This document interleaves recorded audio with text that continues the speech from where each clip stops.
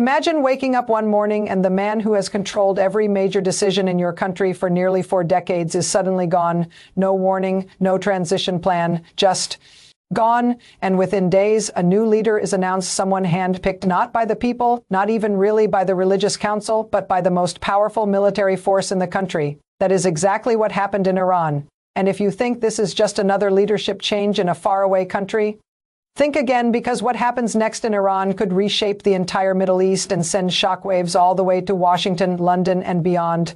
So stay with me, because this story goes much deeper than most people realize. Before we get into it, if you're new here, hit that subscribe button right now and give this video a like. We cover stories like this every week, the kind that actually matter, the kind the mainstream media glosses over. You don't want to miss what's coming next. Let's start with what actually happened.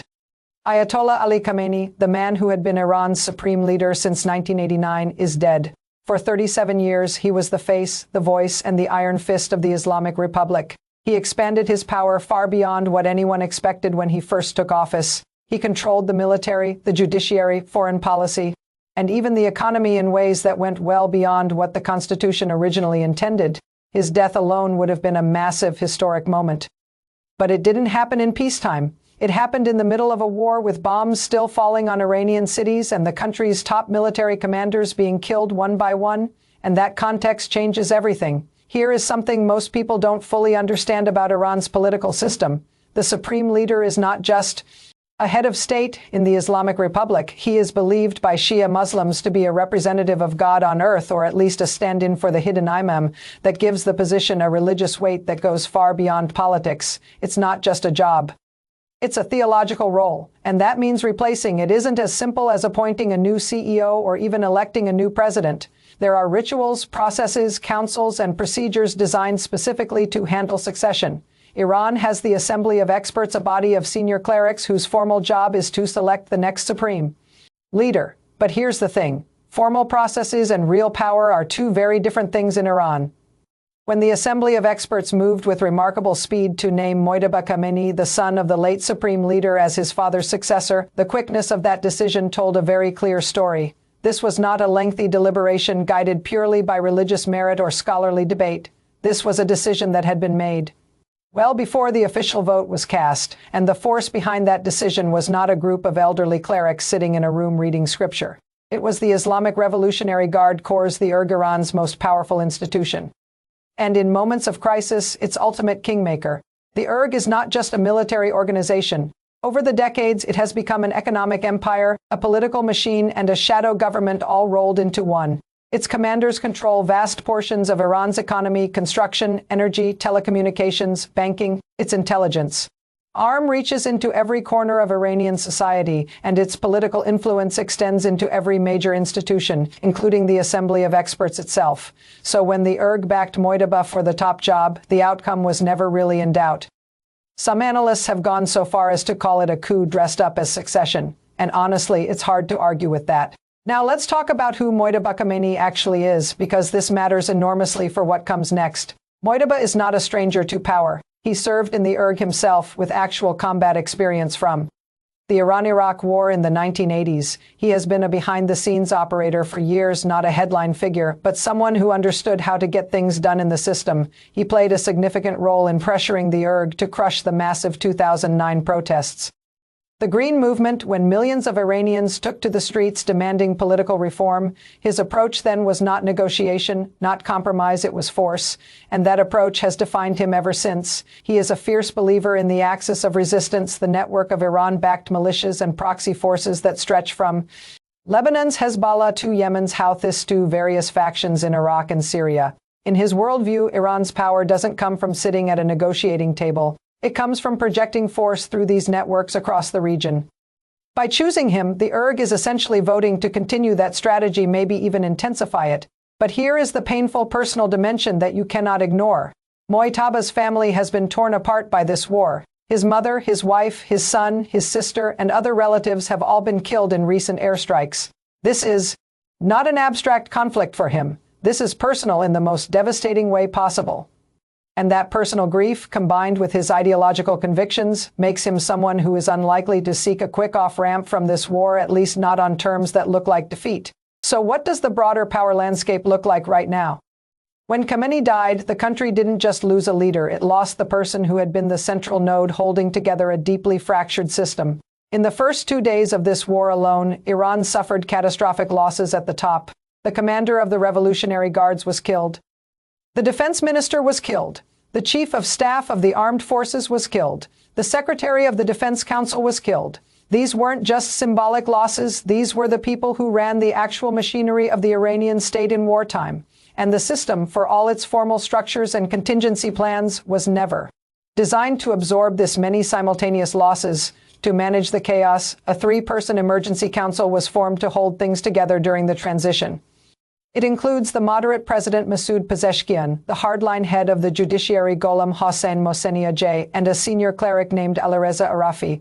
On paper, this council represents different factions of the Iranian system: moderate reformists, hardline conservatives, and the clerical establishment. In theory, they balance each other out. In practice, under active bombardment with Israel and the United States still conducting strikes, no one can say how long these 3 men will even be alive, let alone how long they can govern effectively.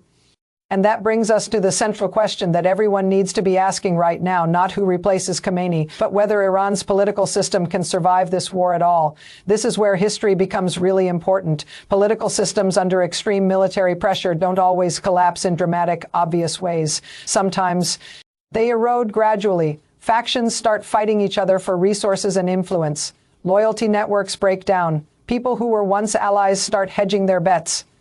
Mid-level commanders start making unauthorized decisions because there's no clear chain of command, and before you know it, the system that looked unified from the outside has become a collection of competing fiefdoms on the inside. That process may already be underway in Iran. The IRG itself, as powerful as it is not a monolith. There are generational divides between older commanders who remember the 1979 revolution and younger ones who grew up in a very different Iran. There are ideological divides between those who believe in doubling down on confrontation and those who privately wonder if a different approach might be needed. And critically, dozens of senior IRG commanders have been killed in Israeli strikes over the past 2 years alone. Every time a senior commander is eliminated, the informal networks of trust and loyalty that keep a complex organization functioning get disrupted. Replacing a general is easy on paper. Replacing the relationships, the institutional knowledge, and the informal authority that general carried, that takes years. Meanwhile, on the streets of Iran, the picture is just as complicated. Earlier this year, before this latest round of conflict even began, nationwide protests erupted across the country. The immediate trigger was economic. Iran's economy has been devastated by decades of sanctions, mismanagement, and corruption. Inflation is sky high. Unemployment is crushing. Young Iranians who were born after the revolution have never known the prosperity that earlier generations at least glimpsed, and they are angry. Those protests quickly moved beyond economic grievances and turned into something more fundamental: open calls for an end to the theocracy itself. The government responded the way it always has, with overwhelming, brutal force. Thousands of people were killed in a matter of days. Thousands more were arrested. The internet was cut off so the world couldn't easily see what was happening, and the protests were crushed, at least temporarily. But crushed is not the same as resolved. The underlying anger didn't go anywhere, and when news of Khamenei's death spread, celebrations reportedly broke out in Tehran and in other cities across the country. People who had lived their entire lives under his rule were openly celebrating his death in the streets. Now, it's important to be careful here with ongoing internet blackouts. It's genuinely difficult to know how widespread those celebrations were or how representative they are of Iranian society as a whole. But the fact that they happened at all publicly tells you something important about the state of the regime's legitimacy inside the country. This is a regime that has lost the consent of a significant portion of its own population. And now it is also fighting a war on multiple fronts while trying to manage a leadership transition. These are not conditions that typically produce stable, long-term governance. The opposition in exile is watching all of this very closely. Reza Pahlavi, the son of Iran's last Shah and the most prominent face of the opposition abroad, has been calling on Iranians to rise up. He and other opposition figures are hoping that the combination of military pressure from outside and internal anger from within could finally create the conditions for the kind of political transformation that Iranians have been trying to achieve for decades. Whether that hope is realistic given the IRG's demonstrated willingness to use lethal force against its own people, that is a very open question. What is clear is that Iran is at an inflection point unlike anything it has faced since the revolution itself in 1979. Back then, a popular uprising swept away an entrenched government and replaced it with something entirely new. Whether history is about to rhyme with that moment or whether the IRGC grip is simply too strong to break is something that even the most experienced analysts cannot answer with confidence right now.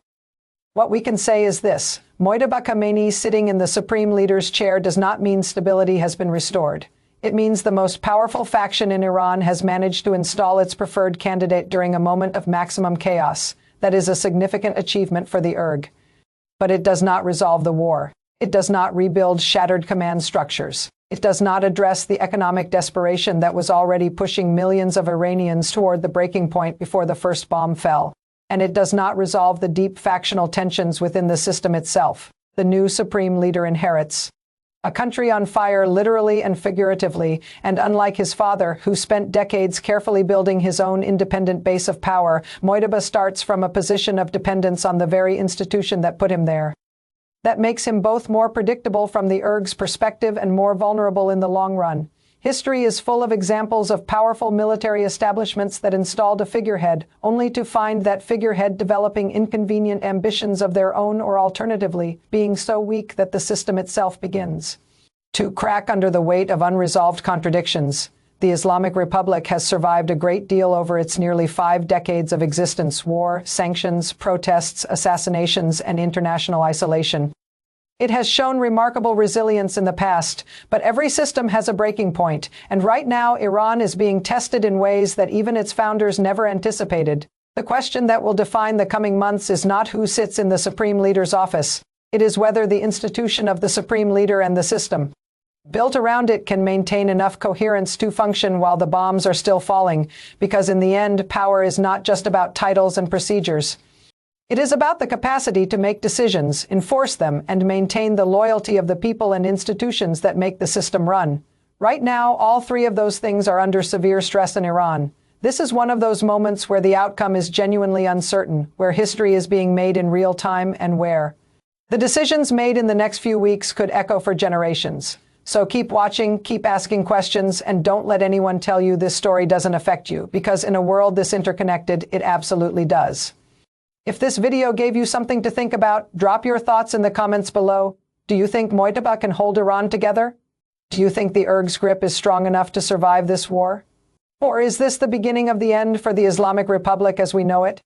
I want to hear what you think. Share this video with someone who needs to understand what's really happening in Iran right now, because this is the kind of story that gets buried under headlines, and it deserves real attention. And if you haven't subscribed yet, do it now. There is a lot more coming, and you don't want to be the last one to know.